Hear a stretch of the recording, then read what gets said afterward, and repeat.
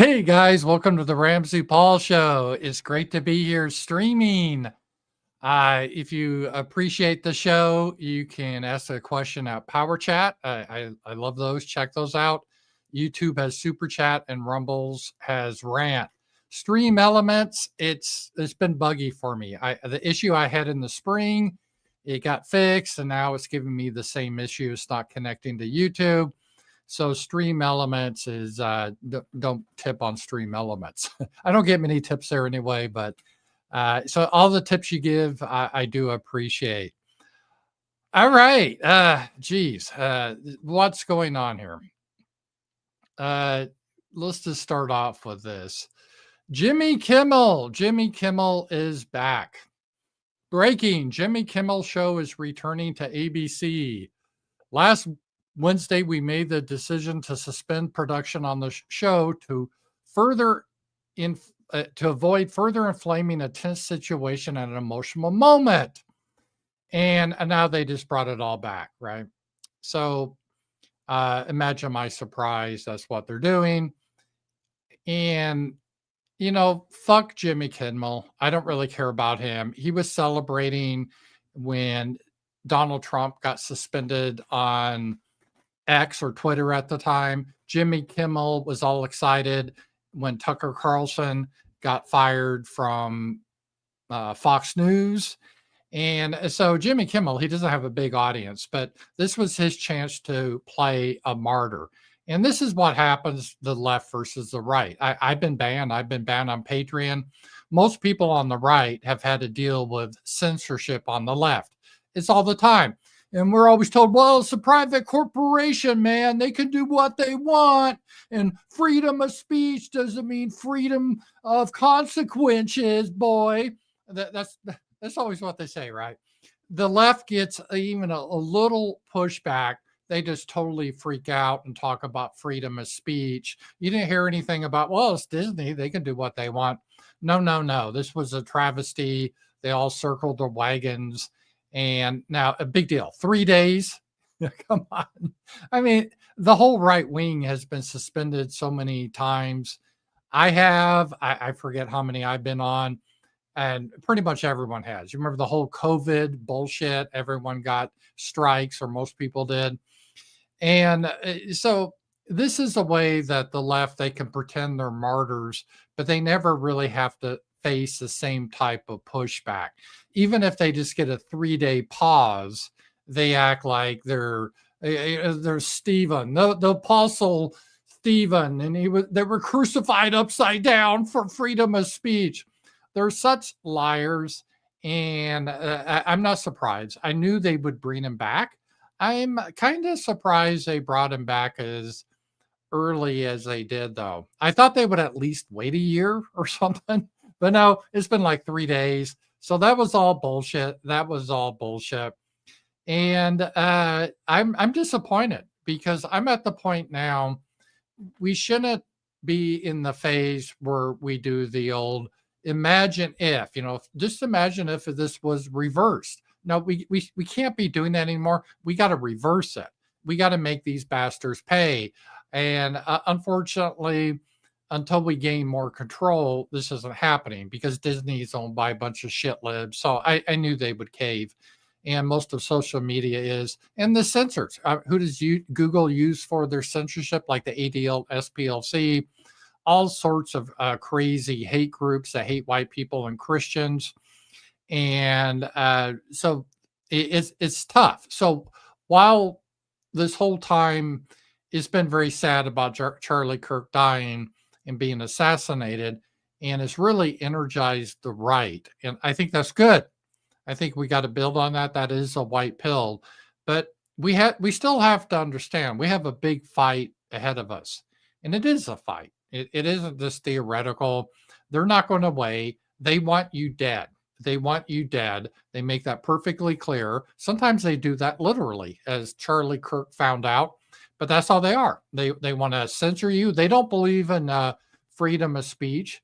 Did you see in Canada, one of the politicians in Canada wants to make it, if you do hate speech, so-called hate speech, you could receive a life prison sentence. So if you're some like third worlder come in and rape and kill someone, a native, you maybe get like 10 years. But if you have hate speech, you should get life in prison.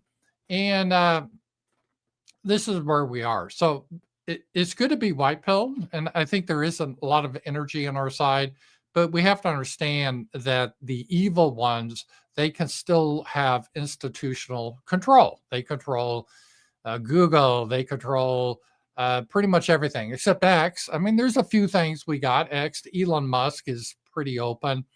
But in general, almost all these social media and the big corporations are controlled by the left. That's what it is. And when I say the left, I mean more the woke, anti-white type, the cultural Marxists, I used to call them. Then it became the social justice warriors. Now it's the woke. But what it was originally were the cultural Marxists. And the cultural Marxists, as I've talked about before, they saw that the way to subvert America wasn't through revolutionary Marxism, like happened in primitive countries, let's say Central America, Viva la Revolution, and set off bombs and all that. They tried revolutionary Marxism in the United States to try to implement it. In the 60s and 70s, the Weather Underground, they were revolutionary Marxist. In fact, Susan Rosenberg, she was part of the Weather Underground, and she actually bombed her group. They bombed the Capitol. She was convicted. And so everyone was like, oh, January 6th is the worst thing ever. She bombed the Capitol. And Bill Clinton pardoned her. She only spent a few years in prison. Just crazy. So they tried the revolutionary Marxism, but that didn't work. So they decided to go after the cultural centers. And a lot of these people, they were booted out of Nazi Germany, and they settled in universities like Columbia University in New York in the 40s. And then like a cancer just started to spread. It started, I think, with the universities, and they were in the arts. They were big with modern art, which is trying to degrade everything. Instead of painting something beautiful, let's just put shit in a toilet and call that art. And that's their spirit. They're very antichrist spirit. So it started there, and then it got into the media, and they targeted this. They targeted Hollywood and the media because they understood that's a great way to influence minds. And colleges, they found out that's a good way you can indoctrinate people, especially when you get more women on colleges, because women tend to be more pliable. Not all, but in general they are. And that's why when this Charlie Kirk thing, remember you saw these women dancing? It was like 80% women doing TikTok videos. Yeah, part of it was they just want to get clout, maybe engagement, make money off of it. But part of it, what they really believe this, because the cultural institutions, meaning what they see on their TV, what they are taught in college or high school, what they see in the movies, they really internalize this. And they internalize it that white people are bad, Black people are smart, homosexual people are very moral. And that's because they see this. They see this in the movies. They see this on television. And so they have troubles distinguishing between fiction and reality because they see the propaganda, and they really start to think that in America, it's Blacks that have to worry about the KKK lynching them, when it's just ridiculous. It doesn't exist. It's the other way around. As we saw in Charlotte, that poor girl stabbed by that savage. That's common. That's not untypical. That is standard. So that is what happened. The cultural Marxists, they've been very effective, and they have our cultural institutions now. I'm going to say a monopoly, but pretty close. And I think long-term, there's two ways you got to do it, change things. We're not going to vote our way out. That's impossible now because, again, the enemy, they understood, well, what we got to do is replace the people, because in a democracy, if we flood them with a bunch of, let's say, Africans or people from Central America, they won't ever have a homeland again because they can be voted out. And that's democracy. And so they were smart. Now, they won't do that with Israel because that's their precious homeland, but to our homeland, they do that. And so it's a very difficult process of getting these people out. And I don't know if we can. I don't know if it can be via the vote. It's either going to be revolutionary or it's got to be, as they did, through the cultural centers, where we take over a lot of the cultural parts of it. Now, there is a difference, though, because our people are high-minded and we try to be fair. We think we want to give everyone a fair shot. So we allow these subversive people come into our institutions. Let's say Disney. Walt Disney was a conservative guy, loved children. Now the modern Disney, they're all about drag queens and all sorts of weird LGBTQ. So how did that happen? Well, that was intentional. They subverted the Disney Corporation. And what happens, our people, when we see it started to be subverted, there's like, oh, no, don't be a bigot. We got to have free speech for everyone. And you may not like it, but we got to be fair and allow these people in. And it'll help spice things up. So, but then when they get in power, they extremely censor and gatekeep. So our guys get in power and we don't do any censorship. We allow subversives to continue, like Jimmy Kimmel, right? He's allowed to continue.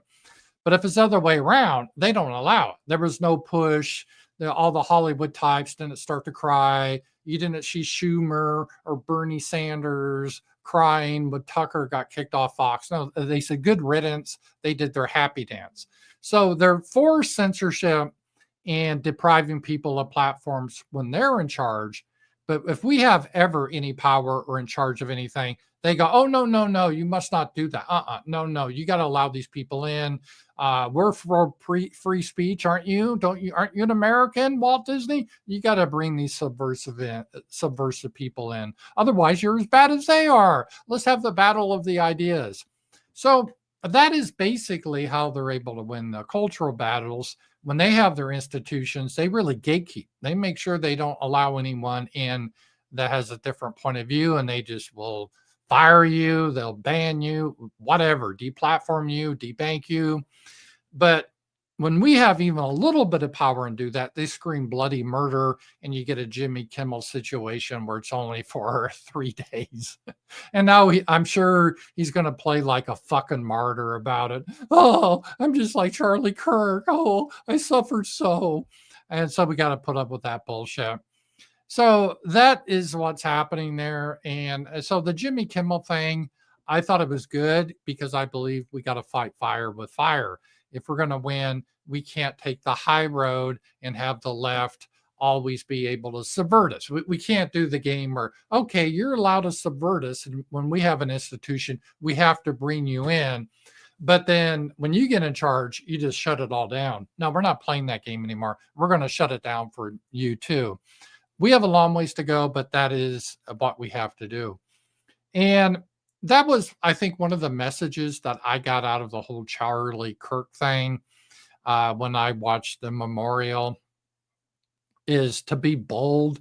And I think it's very important to be bold. I mean, life's short. Even if you live to be 100, it's short. You got to live the way you think it's the right way to live and have courage. Doesn't mean being crazy or do stupid things, but we got to be able to stand for what we believe in and speak boldly and, risk the consequences, but we got to do that. We can't be timid. And I think that was the biggest contribution that Charlie Kirk gave. Now, the memorial service myself, I was it a memorial service because it looked like more of a rally, or was it both? Was there a separate funeral service? I don't know. One of the things I have to admit, I'm kind of old-fashioned this way. I cringe when they say, oh, we're having a celebration of life instead of a funeral. And instead of being sad, we're just all going to dance and carry on. I personally don't like that. I think there's a moment that we need to be somber and treat it with dignity. I prefer that personally. But in our culture, we've become very, everything's got to be fun, fireworks, even at funerals. I don't like that. And so if this was a funeral, personally, this isn't my cup of tea. I think it's, there's times that we need to be dignified, that we need to be somber, and that's perfectly fine. So this was more of a rally than a memorial service, in my opinion. I don't know. Did they have another funeral? Was this it? Was the casket there? I didn't watch it all. I don't know. But I know when Sasha's dad passed away a few years ago, that was a funeral. There's a casket, and it was. I said a few words, but it was a very somber event. It doesn't mean you can't have fun memories and stuff, but um, I don't know. The new way of it, I'm not really a big fan of. But it was kind of a rally, and Trump was able to talk about his great economy and everything else. Which again, I like Trump. But again, I maybe I'm old fashioned, but I don't like when you're it'd be like, for example, I actually spoke at Sasha's father's funeral, and it'd be almost like if when I'm giving the eulogy, then I said, oh, by the way, guys, make sure you subscribe to RAMZPAUL on X, and be sure to, join my Substack. It's just not the place in a funeral, right? And so I felt some of it was I personally didn't care for it. But I understand everyone has different ways they like to do things. So it doesn't mean I hate these people or anything like that. And I thought there was a lot of good speeches by Stephen Miller and so forth. But it wasn't my style for a memorial service. I kind of prefer more, maybe it's the Anglo-Saxon in me, have very dignified and somber, sad music, people in black, fireworks, and just everyone prancing around just seems strange to me. But some people like that. But it packed the people in, and the reason it was bigger than Charlie Kirk, is what Charlie Kirk represented, and it finally broke something because the left has been consistently attacking the right. And it's one thing to protest, and that's fine. That's an American activity. But you get groups like Antifa, who Trump has now declared a terrorist group. And my first response is, where were you 10 years ago, Trump? We asked you to do this, because Antifa, they don't organize just to get together and make signs and protest events. They engage in violence. That's what they do. By definition, that's terrorism. When you engage in violence against civilians because you don't like their politics or religion, that is terrorism. And so that's why they dress in black. That's why they wear masks. That's where they use umbrellas to hide their crimes. That's why they call them bomb threats. Let's say Jared Taylor's trying to speak at a hotel, or they'll call them bomb threats, and then they'll threaten people. They'll throw rocks at people, or their favorite. Remember, under George Floyd, they had pallets of bricks they would throw, and they killed people. And not just Antifa, BLM. Remember in Dallas, they killed 6 police officers. Lots of damage, billions of dollars of damage they caused. I don't know how many people they killed. Remember when they had an insurrection? They took over part of Seattle. They called it Chaz or something. Then they killed a couple of people. It's a terrorist organization by definition. They're not about peaceful protesting. That should have never been tolerated in the first place. But this is what we've been living under, and not just from them. I consider in almost a sense of un-American activity when you have a major platform, let's say, where you want to allow people to speak, and you shut down conservative voices. That may not be a violation of the First Amendment, but it's against the spirit of America to allow people to speak freely. And it's one thing if you're using the platform to try to commit terrorist acts or violence, but that's not why ironically, Antifa and other groups that actually advocate violence. Hell, that guy, that goblin named Destiny, he called for the murder of conservatives. And it finally got so big, YouTube finally demonetized him, but he's still on YouTube. And I know I don't want to do Imagine If, but we can't even hardly talk about anything, even if it's not violent. We're just talking about crime statistics or anything else, or we have to walk on eggshells. So this is how it is. And the left has been doing this to us for the past decades now, in a sense, actual violence, like throwing bricks, calling in bomb threats, death threats all the time. I got him Everyone on the conservative side gets them. The police don't do anything. Straight out death threats I've got. And if you're in this business, you get that. And then they do other forms of intimidation, like try to hurt your income, get you fired, all this type of stuff. And but on the left, when this happens to them now, we're not violence, just that, oh, maybe you're going to get fired. Oh, maybe you're going to get demonetized. They scream bloody murder, like with Jimmy Kimmel. So I think what happened when Charlie Kirk got shot, they finally took it to a new level where people saw that a guy that was, by all accounts, I didn't know Charlie Kirk. He seemed like a friendly guy, though. And I was proud he followed me on X. I saw him kind of going in our direction. He was doing the evolution that a lot of people do, which I think we should understand. People go through a process. We should celebrate that, not be upset because of how they were. And that's how he was. You know, he was a real civnap, very, celebrating homosexuality. He had that gay black guy on the stage with him. And then he started to go very much more to the right, as did Tucker Carlson. Tucker Carlson made the journey too, as did J.D. Vance. And I think we should be, that's part of what I try to do. I put out ideas. I'm not a politician, but if it can, me and other people can help influence people, this is great. And so Charlie did this, but Charlie he wasn't a politician. He wasn't trying to hurt anyone. He was always polite to people. But because people didn't like what he had to say, they thought they were justified in murdering him. And I say they because a lot of people supported his murder. You saw afterwards, they were celebrating it. They may have not had the guts to do it themselves, but they're happy someone did it. And because that's their philosophy. If they don't like what you say, they have a right to murder you. That's how they're taught, because they're taught your words are violence. So if you say, you can't become a girl if you're a boy, they consider that, oh, trans genocide, you're using violence against us. I'm like, no, you fucking idiot. That's not violence. That's someone's statement. But they internalize it because they have all this propaganda in the universities, the schools. And so they think they have the right to use violence based on what you're saying. And that's how we got into this craziness that we're in, where a young man, 31 years old, is murdered and just for speaking his mind. And I think that resonated with a lot of people because it wasn't just Charlie Kirk. It represented a lot of us. Because let's face it, Tyler Robinson, if he could have, he would have killed Tucker Carlson. He would have killed me. He would have killed Nick Fuentes. He would have killed Donald Trump. He would. You go down the list. There's probably millions of you guys, a lot of you guys. Even if you're just a regular guy, if he knew about you, he'd be happy to kill you too. And he'd feel justified with it.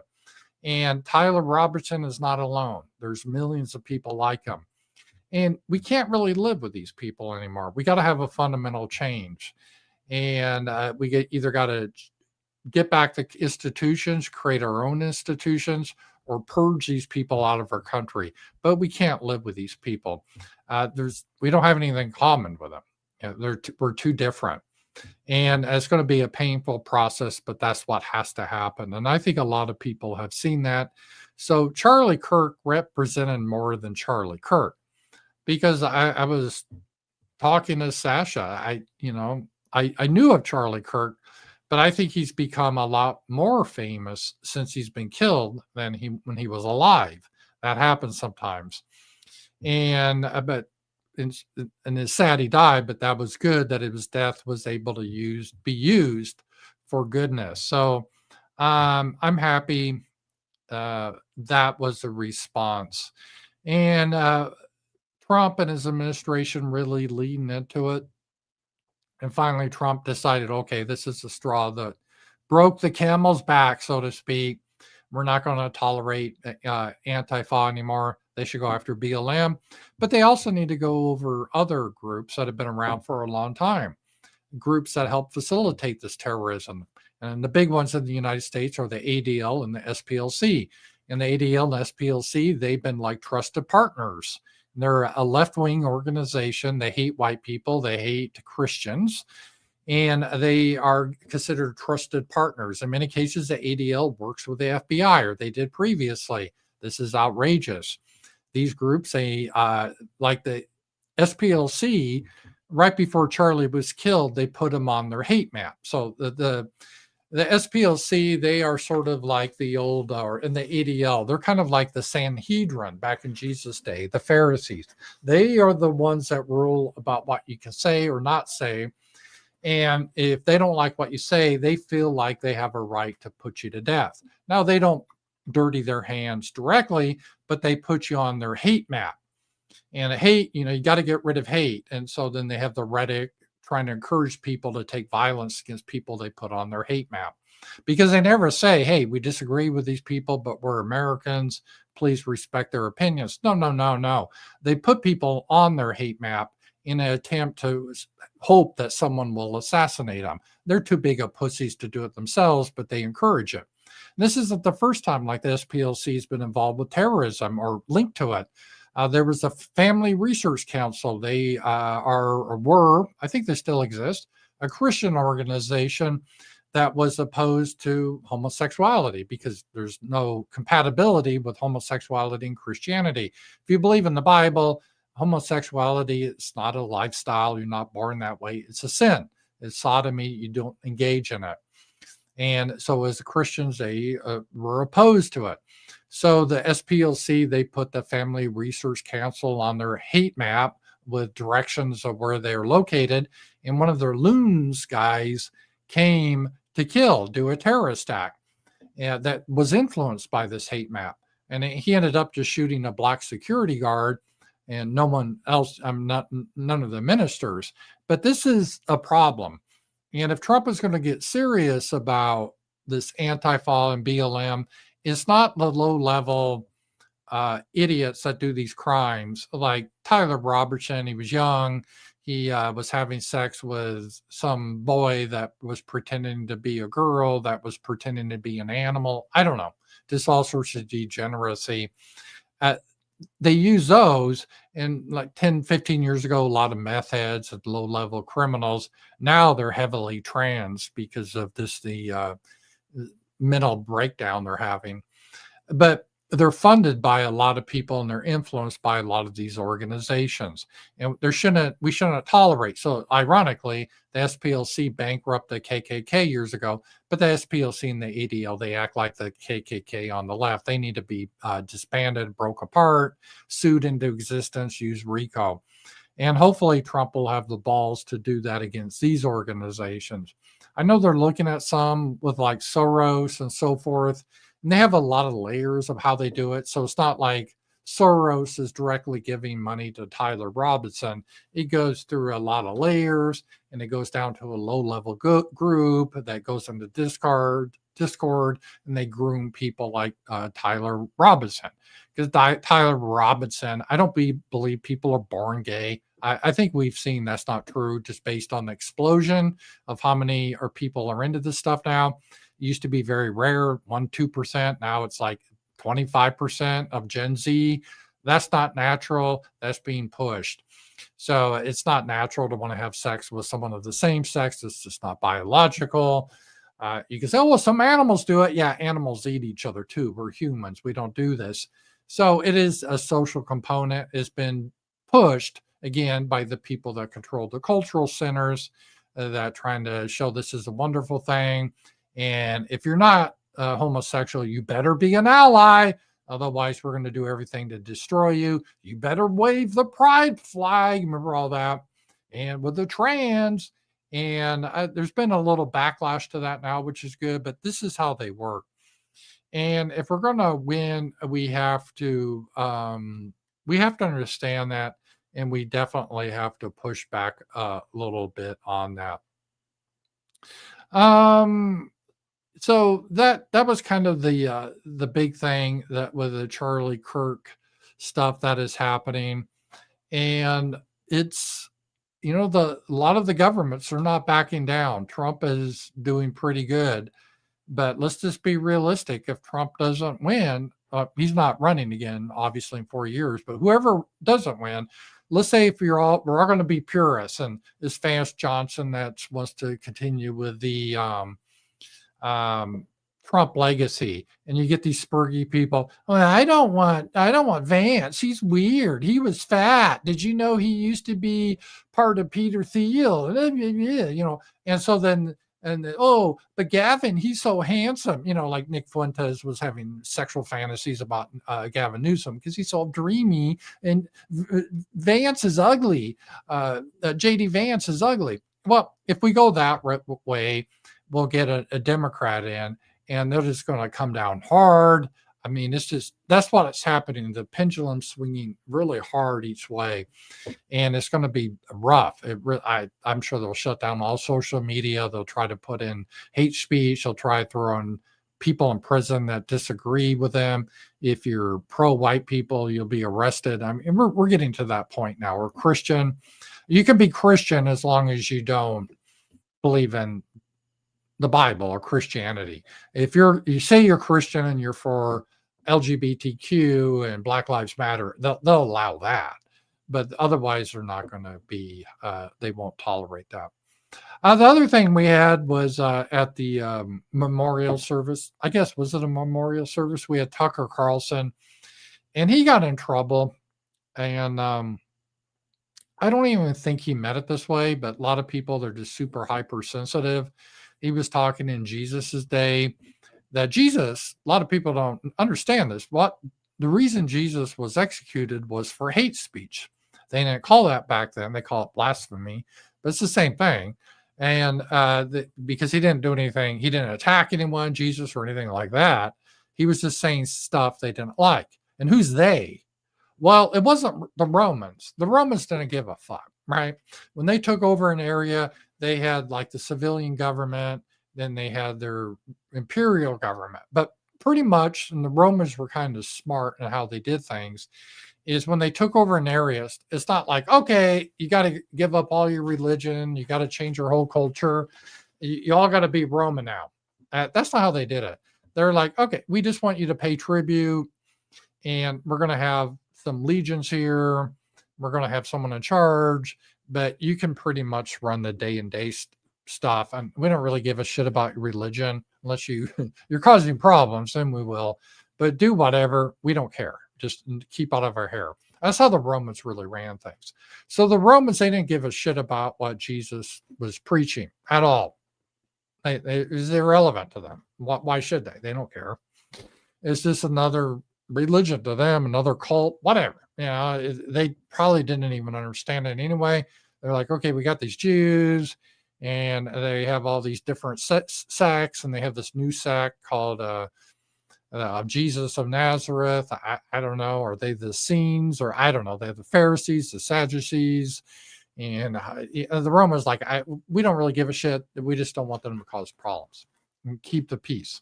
So Rome didn't really care.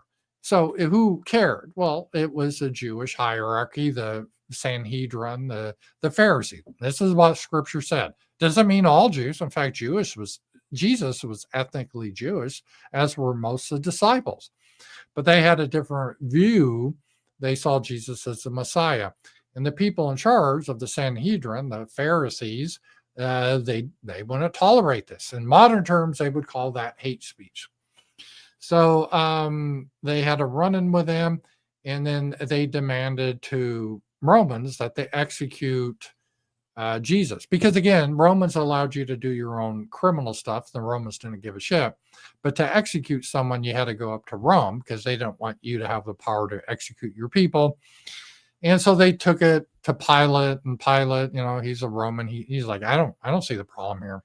I don't see why Jesus needs to be executed. And they basically said, well, he's claiming to be the king, spiritually. And we thought our king was Caesar. I don't know. So they were trying to blackmail Pilate. So Pilate says, I don't care. Whatever. Okay, crucify him. So the Romans did the crucifixion. They crucified Jesus, but based on the Jewish leadership. And again, it wasn't all Jews, because a lot of the people the followers of Jesus were Jews, but it's the Jewish leadership. That's just a fact. And so they had Jesus killed.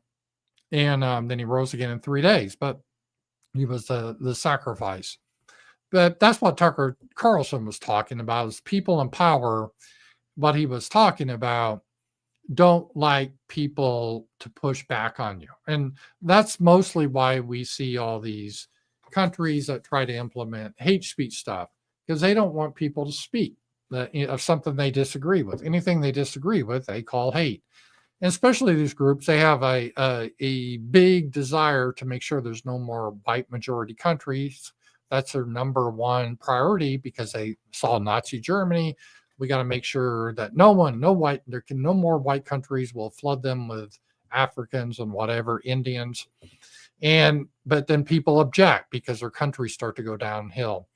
And so they say, okay, well, we can't allow people to object because they may push back on this. And this is key because we want to eliminate whiteness. This is their own words, right? ADL, SPLC, they want to eliminate whiteness.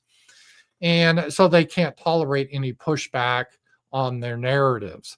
And so they threaten and they bribe these government officials to do what they want. So you have these groups like the ADL and SPLC. They're like the Sanhedrin back in Jesus's day. And they put political pressure on, they kill people, sometimes literally or sometimes figuratively. And that's what Tucker Carlson was talking about. And people don't like you speaking out against them. And because they're not American, they're alien, they're not part of us. And they don't have our values of open dialogue going back to the Greeks, because they're not one of us, they're alien. And they're not compatible with us. But they put pressure to try to silence people or kill people that they don't like. And that's what Tucker Carlson was trying to say. Now, all these people, oh, he's anti-Semitic. Well, the whole thing, and I'm a Christian, but the whole thing, oh, the Jews killed Jesus. Well, the Jewish leadership did. I mean, Jesus himself was ethnically Jewish, so were the disciples. But yeah, the Pharisees did, the leadership did. They rejected their Messiah. That doesn't make the Jews any worse or anything like that. It's just like saying, oh, white people had slaves in the past. Well, so what? It doesn't have anything to do with modern people. So maybe, let's get into the spiritual aspect of it. I do think there is a spiritual aspect of it. And there's a reason that Jesus is hated, or Christianity is hated more than any other religion by these groups, because it's true. And in some ways, as Jesus said, their father is the devil. And so that's why they freak out so much about Christianity. And that's why they try to invert everything. So that became a big issue with Tucker Carlson. But again, Tucker Carlson's the guy that really made the journey. And I think he's really good now. I'm happy to listen to him. I'm happy how he did. And just because he started in the place, oh, he wanted to be part of the CIA. Yeah, who gives a shit, right? Who cares? He didn't get in, so he went a different route. People can change. And I think we got to understand that. And I think he's pretty good there too.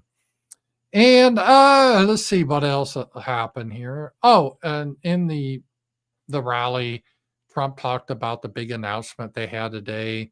We're going to eliminate autism. I don't know about that. But I guess they see a link between Tylenol and when you're pregnant and it causes babies to be more likely to be autistic. I don't know. Maybe there's science to that. In general, my philosophy is it's better to err on the side of caution if you don't know, right? So sometimes you have to take certain drugs because your life depends on it. So I'm not against drugs or modern medicine. Obviously, I just had cataract surgery, I had glaucoma surgery. I think modern medicine is great.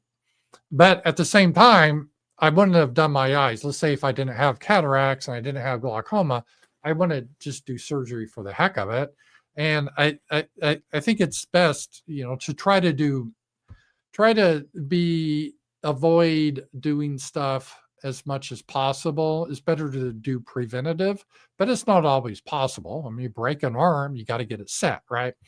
So I'm not against medicine, but I think it's probably prudent if you're pregnant and you just don't want to take chances.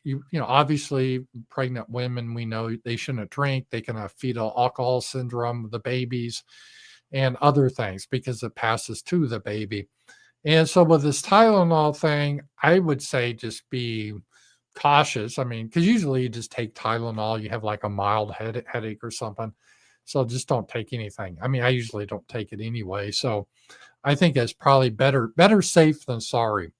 And that was always my whole thing on the whole COVID thing. Speaking of censorship, I was like, I looked at the data and I looked at the vaccine and I looked at the data with COVID and I did analysis like, well, someone my age and good health is not really much of a threat. And the vaccine, probably not a big threat, but if COVID is not really a big threat to me, why should I take the vaccine? Right. It's kind of, I'm not saying like, oh, well, the vaccines are going to kill everyone. I never said that.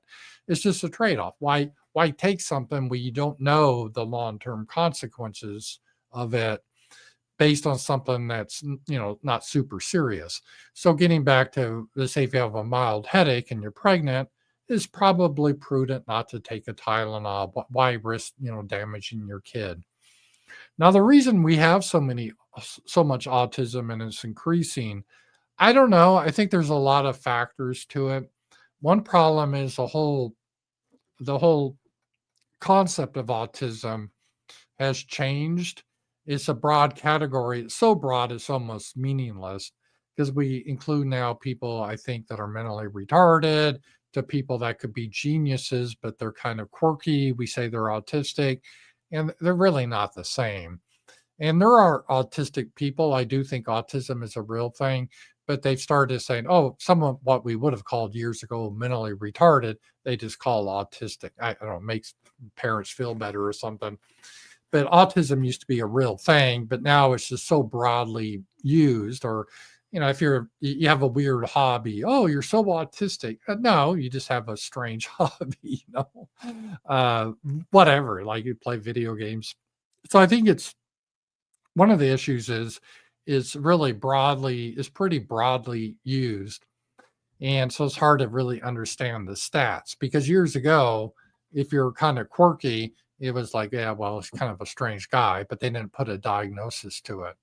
And again, years ago, if you're mentally retarded, by the way, mentally retarded was a fairly newer term, like in the 50s or 60s, trying to be a nicer term. Because before that, like in the first of the 20th century, they said this, someone's an idiot or a moron. That actually had a specific designation based on your IQ. They said, oh, these words are kind of hurtful. Let's just call it a mental retardation. Now that's considered hurtful. So I don't know, mentally challenged or autistic or whatever. So that's how that all came about. And so it's a broad category. And then, but another issue I think that may be causing some issues is women are delaying childbirth now. And women, they're born with all their eggs. So as they age, their eggs, the longer you hold off having kids, the more likely your child is going to have issues because your eggs are old. That's just sucks, but that's life. Men, it's not so much that way because men create sperm every day. Now, there is still some issues as you get older. As a man, you're not as fertile. You don't create as many sperm. But a woman, you have your eggs. And they start to get old and you start to have potentially genetic problems, especially when you have kids way later in life. So it used to be the norm. Like my mother, she was 21 when she had me. Yeah, or 22. She was born in 42 and I was born in 63. So 21. She was 21 years old when she had me. And that wasn't considered super young or unusual. That was common. People had their kids. So you get married young in the early 20s, you'd pop out a couple of babies, and you'd be done by your time you're 30. So again, your eggs were pretty healthy. So I think part of the problem with autism too is women are delaying having children because they're thought, well, I want to focus on my career and all this stuff. I'll have children later when I'm in my 30s, which you can, but again, it's harder to get pregnant and there's more of a chance that your kid will have problems. It doesn't mean is the guaranteed. I mean, you probably won't, but you have a higher chance of something going wrong when you get older. So I think that's a little bit of the autism part. Now, could it be some environmental factors? Yeah, maybe. I don't know. I haven't looked at the science of this Tylenol, if it really does cause issues. But if it does, I could see maybe it does. So in general, I think it is good to stay away from this type of thing. All right, let me just see here. Just been kind of rambling on, see if I got any super chats. Okay, nope. Let me go into my Rumble here. Did I close? I forgot to bring my Rumble up to look. Let me bring my Rumble up here. Sorry, Rumble people. I had it up, then all of a sudden I closed that accidentally. So let's just take a look here. Rumble people. Hey, Rumble's. All right, just a second here. See here. All right, I'm going to mute it. All right, it's good to see everyone. All right, it's good to see you guys. Thank you for being here. So that was what happened there. I guess Erica is taking over for Charlie, and that's fine. I just don't know, and nothing against her, but just because you're married to someone that is really dynamic and can do something doesn't mean you can do it. And so I'm not really sure if she'll be able to.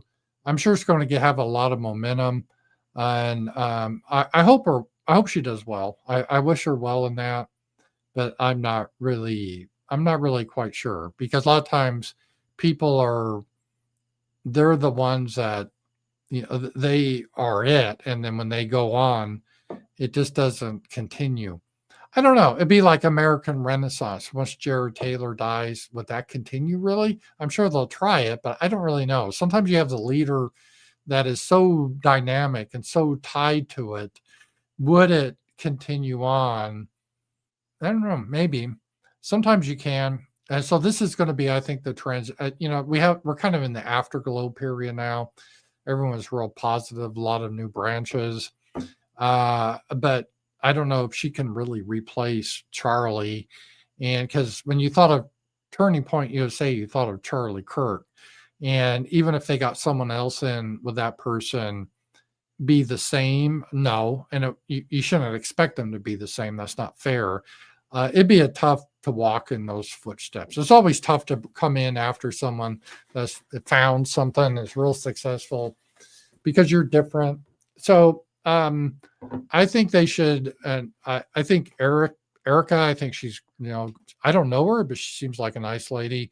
But I hope they get some guy that's pretty charismatic, or not, he can't be exactly like Charlie, but someone that can lead that forward. I do think it needs to be a man to do it, not a woman, to be able to go out and reach people, especially the issues a lot of the guys have now.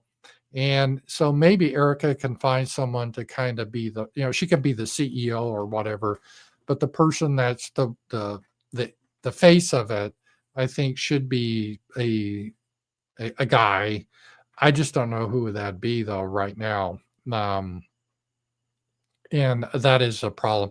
And I know that when this happened, a lot of people were talking about, oh, well, who's going to, take the reins from this for the young people. And a lot of people were saying, well, like Nick Fuentes. And I'm like, well, Nick is more of a commentator and he's successful at that. Politically, though, he's quite a bit different than Charlie was. Charlie was very, he was able to work with people well, and he didn't really alienate people. And he had a lot of strong ties in the Republican Party and MAGA.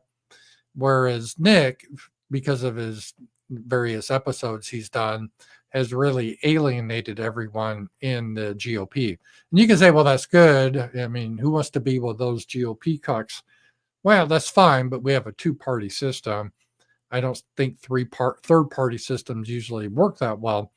So I don't see the GOP or MAGA, especially since Nick campaigned against Donald Trump in Michigan, trying to help get Kamala in by telling the Muslims not to vote for Trump. I remember that. It's just, the GOP won't have Nick. And so that's kind of a non-starter right there.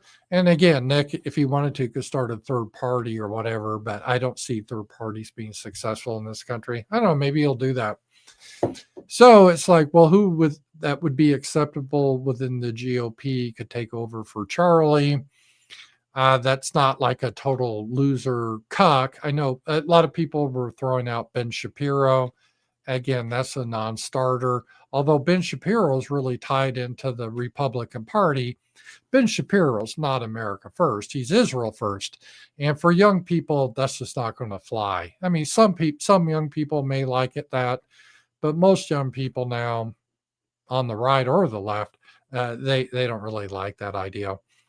There are some, but it's Ben won't be able to reach the same amount of people based on his message. It's just not really going to happen. And Charlie was starting to move away from, he was opposed to the Israel first message. And so Ben will always be Israel first because that's his people. I don't really blame him. That's who he is. So I don't see Ben being able to take that over. Plus, isn't Ben Shapiro a little bit older too? And Charlie was 31. I don't know how old Ben Shapiro is, but I bet he's older than 31. Let me just ask the Google machine his age. He's 41. So, Ben can no longer do the hello, fellow kids. Let's talk about conservatism and how we need to support Israel. That's not going to fly very well. So I don't see Ben, he's got his own thing and he's very successful. I don't see him going over into Turning Point. I don't see that happening. I don't know. There's an opportunity. Maybe someone will step in there. So Ben's a little old and he's too much Israel first. Nick Fuentes he'd be the logical choice because Nick is a talented speaker, but Nick has way burned his bridges with MAGA and the Republicans. Many, I'm not going to go over them all, but it's been quite a few. Hey, I got a super chat. Candace Owens is blaming God's all-stars for what happened to Charlie. I don't buy it. Do you think Candace is a grifter? Yes, I do. I don't think Candace is very smart. And by the way, thank you for the super chat. It was nice to get one. Only the reason that Candace has the following she does is because she's a Black woman and she was kind of conservative. That's it. That's really it. And she doesn't talk ghetto. But Republicans, we have this thing that, oh my God, we just need a Black guy or Black woman that's MAGA and we're going to piss ourselves. And that's what she relied upon. She used to have a doxing site against conservatives. A lot of people don't realize that, but she did that years ago. And I could go through the whole history of Candace Owens, but I'm very skeptical of her. And I just think part of her stuff is she's unbalanced. She's really into every conspiracy theory. And conspiracy theories happen, but some people, it just breaks their mind. Even people that are smart, like Vox Day, I used to like to read them, but he's just, everything's a conspiracy theory. It's always a false flag. There's always, Charlie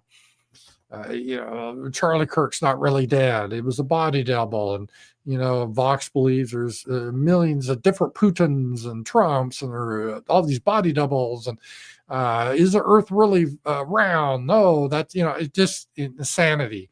And Candace has gone down that insanity realm. So supposedly she didn't go to the memorial because she said the feds set it up and they're going to try to kill me and just really crazy stuff. And yeah, the idea that Israel did it, it's just ridiculous. Even Nick Fuentes has spoke out saying that's a ridiculous idea. But some people, it doesn't matter. If it rains, they're going to say Israel did it. And they're just idiots. I mean, there's just some of those people that, everything that bad happens, they're going to say is a false flag and Israel did it. And then she got really on weird stuff like Macron's wife not really being a woman, which I think is ridiculous. Macron's wife is an odd lady. If anything, she was a groomer. She was an old teacher that basically seduced a younger boy. That's her problem. This idea that she was a man, though, I don't think there's any validity to that, but Candace jumped on that. And I think she has a lot of stuff. Randall Flag, thank you. Rants, between Tom Cotton and Mike Huckabee, what the heck is going on Arkansas and the harden of the dispensationalists have for the Holy Land and the chosen people? This is beyond the pale at this point. Yeah, I did a video about this. If you guys got a chance to see it on YouTube, a lot of people like the video, and I didn't want to make it. If I was trying to explain the theology of dispensationalism, I could do a 4-hour video. There's a lot of stuff there, but I wanted to give the kind of the highlights of dispensationalism. What is it? When did it start? Who are the key players? And how it captured the American South, the Bible Belt.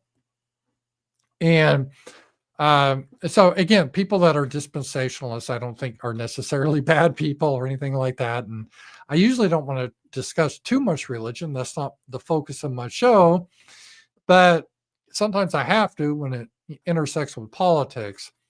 And dispensationalists, I believe what I believe to be a heresy, because I think the word of God is pretty clear that we're under the new covenant in Jesus Christ, where there's not Jew or Gentile. We're all the same in Christ. And the Apostle Paul and Peter, I mean, throughout the New Testament, I could give a million Bible verses. They're saying that we are now Abraham's seed. We are the chosen people, not the Jews, but the people that believe in Christ, because there's a new covenant. But dispensationalists, they believe there's a special dispensation for the Jewish people versus other people and versus various times. And the Bible called them Judaizers. That was a problem they had in the early church. And the Apostle Paul and others spoke out against Judaizers. They were talked about going back to like a dog goes back to his old vomit. You can't go back to Judaism. It's done. It's not. We're under the new covenant, and but unfortunately, because of the influence of especially the Dallas Theological Seminary, had a lot of preachers that bought into it. Pat Robertson, Jerry Falwell, and so on, and it became very popular in the South with the Protestants. Not all, but a lot of them really do buy into that. So that reflects down here like Tom Cotton and Ted Cruz in Texas. And as I said, there's two reasons for the support of Israel. One is just practical. These people, the Israel supporters, they have a lot of money and they control Hollywood and the media, or most of it. And that's a big one. But the other one is a lot of the base that they really do believe in this Christian Zionism. So that is a problem, because I don't think it's biblical. Nice to be able to get an honest opinion from someone that thinks deeply about current events with the ads and sponsors. Yeah. Yeah, I guess it's nice. Thank you. Yeah, I don't have sponsors. And so I do rely on you guys to help support me. So thank you for that. But it is nice. So I don't really worry about if I'm going to offend a donor, because I don't really have donors. I have you guys. So I can just, speak my mind and tell the truth and not say, I better not say that, because I have this one guy that sponsors me, gives me, it might be different. I don't know. Maybe it'd be tempting if someone says, "Hey, Ramsey Paul, I'll give you $1 million a year, but you can't talk about this subject." That'd be hard. I'd hope I would still have my integrity, but I'm not going to lie. It would be hard.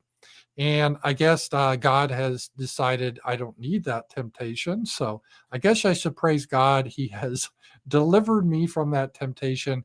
I've never been tempted because I've never had anyone offer me serious big money to sponsor me. So maybe there's a reason for that. It allows me to just say my point of view. But so I rely on you guys. So and that is, I really do appreciate that. And Lester Johnson, thanks for the content, Ram. Well, thank you, Lester. I really do appreciate that. I've kind of mixed it up a little bit. Tomorrow night we have the roundtable on our Substack. If you're not part of the Substack, sign up for that. It's a lot of fun. We have a good time every Tuesday night. And I try to do my videos more often now on Tuesday, Wednesday, Thursday, Friday. I've kind of got in Mondays. I do my live streaming. Sometimes Sasha and I do night owls on Sunday. Depends on our mood. Because, Sasha has a real job. So this just for fun when we do that. But yeah, I used to do a lot more streaming, and Wednesday night with Z-Man. I miss Z-Man. I wish Z-Man was here with all this Charlie Kirk stuff. I mean, that would have been great. I would have loved his opinion, and I miss that we lost him. So, but he influenced a lot of people. He influenced me. So, and I influenced him. He said he always liked me. So it was really his legacy lives on. So I don't know. I'm still bouncing back and forth. I've kind of gone back to more my old school Ramsey where I do my videos. I'm having fun with that. So we'll see. I do it Monday nights. Maybe I'll stream more. I'm still working on the schedule here. And let's see here. What else was in the news here? And we talked about the censorship and the Agenda 2030. They're trying to get this digital ID in place so they can track everyone. So there's a lot of bad things coming out that we got to watch out for. The enemy hasn't been defeated, and they are definitely going after us. So that is the thing. So let's see here. Oh, other thing I wanted to talk about is Erica Kirk said that she forgives her husband's assassin. And a lot of people want to know about forgiveness in Christianity. Well, forgiveness doesn't mean you don't hold people accountable. They still need to be held accountable. It's more of a thing within yourself, because if you allow hate in your heart, it doesn't really hurt the person. It just really hurts you. And we really enjoy night owls. The Z-Man is most likely with Charlie. Yeah, I bet those two. I'm sure Charlie Kirk knew Z-Man. I'm sure he did. So thank you, Rich Mountains, for the generous donation. So Rich Mountains, like my big donor there. So thank you, Rich. I have a few, but Rich is a great one. But from a Christian perspective, forgiveness is more of an internal thing. It doesn't it doesn't wash away your consequences. And let me explain this. This happens on an individual basis with God. So let's say if you've lived a horrible life and you've abused alcohol, and then you turn your life to God, you repent and you stop drinking. And I'm not saying it's sinful to drink, but I think it is wrong to abuse alcohol. But let's say you turn around, right? Well, God's not magically going to heal your liver or anything like that. So you still have the consequences of what you did, but you are forgiven from God. And so we still have to have the consequences. So people that engage in murder, we still need to execute them. And we need to implement justice, because if you don't do justice, you are enabling evil. And that's why I've never been a pacifist. And I know there's some groups like the Mennonites and the Amish that are, and they're good people. Don't get me wrong, but it always bring up, well, what do you do if someone's going around killing everyone? You just don't stop them. That's evil. We have the responsibility to stop people. And when you look at scripture, you have to look at scripture as a whole. In the Old Testament, God had Jericho fight for him. And even in the New Testament, Jesus said, sell your possessions and get a sword. Well, why would they buy a sword? To defend themselves. But then he talked about the Sermon on the Mount. So you got to put this all in context. So forgiveness doesn't mean that person is off the hook, because Erica Kirk, she's not God. She can't really judge Tyler Robinson, his soul. That's up to God. All Erica can do, though, is just to let it go and not to constantly. That's what really forgiveness is. So you're not saying what they did is right, and you're not saying they shouldn't suffer their consequences. So in a way, a proper forgiveness would be, yeah, this guy that did it is a horrible person. I hope he's executed, but God commands us to forgive. That's an internal thing, meaning I'm not going to spend the rest of my life thinking about this guy every day. I'm going to let it go and go on my life. And that's what really forgiveness is. And this is something that I struggle with, and I think we all need to do in our lives is, yeah, some people have really done bad things to you and me, and I'm sure there's bad things happen to you. And so when you say, if you have someone that's really destructive, toxic, and does horrible things, you may need to bring them out of your life just to protect yourself. But in a sense, you got to internally forgive them, in the sense that you just don't focus on them and become obsessed with them and allow yourself to be destroyed by your hatred of them. That's what forgiveness is, because it's basically saying, I'm going to go on with my life. I'm not going to focus on this asshole my whole life. God will deal with them. I just gotta let it go, forgive in the sense, and move on. Doesn't mean the guy doesn't get his consequences, but you just move on with your own life. So that is I believe the way the Christian point of view should be forgiveness. So yeah, we should forgive people, but we also should understand that people need to face their consequences. And that's not here we go. Forgiveness and judgments are totally compatible. Consequences remain. Right. That's like a lot of people, and they talk about, oh, if you're a Christian, Jesus says, judge not. Well, if you read the whole scripture, he says, judge not as a hypocrite. He says, judge rightly. In that same sermon, Jesus is saying you need a judge, but not as a hypocrite. First, get the beam out of your own eye, meaning you got to work on yourself first. But obviously, you need to have judgment, but you got to judge rightly. That's what Jesus said, judge rightly. And so, obviously, because without judgment, you say, oh, okay, if someone must rape a baby, I'm not going to judge that. I can't judge that. No, or I believe in Jesus's teaching. So if I see someone molesting little babies, I'll just pray about it, but I'm not going to stop them because Jesus wouldn't want. No, that's evil. That's just evil. If you allow evil to continue without stopping it, you are part of it. So, no, that is wrong. You have a duty to stand up to evil. And I believe that's on a national level. Sometimes wars can be just. And again, I just didn't make this up. There's a lot of great Christian theologians throughout history, Augustine and so forth. They have wrestled with these issues. And you got to stop people. Let's say Ted Bundy's going out killing women. We can't just say, oh, well, I'm not going to judge him. And we can't really arrest him because that's using force. We can't use force. No, that's horrid. That's horrid. You're an accessory to the evil at that point. So we got to do things. But at the same time, we need to live peaceful with people. That is true.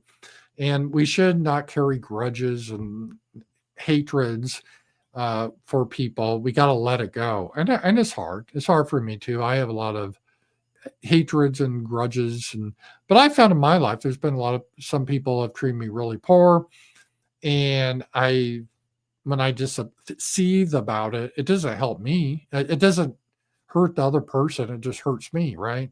So you just got to let a lot of this stuff go. And it's tough, but that's, I think, the way we need to navigate that. So, and yeah, Christianity is a tough walk. There's no doubt about it. It's not easy. There's a lot of things to do, because I know forgiving is a tough thing to do. But again, this isn't just for Erica Kirk, it's for all of us. We have to do that. So that was a big thing there.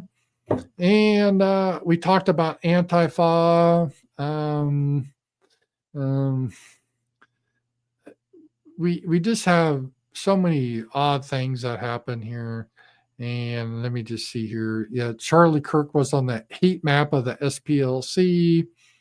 And yeah, I think that's pretty much what I wanted to talk about tonight. So, guys, it's been fun here being with you tonight. It's always fun to come in and talk to you guys. And thank you guys all for your super chats. I do appreciate that.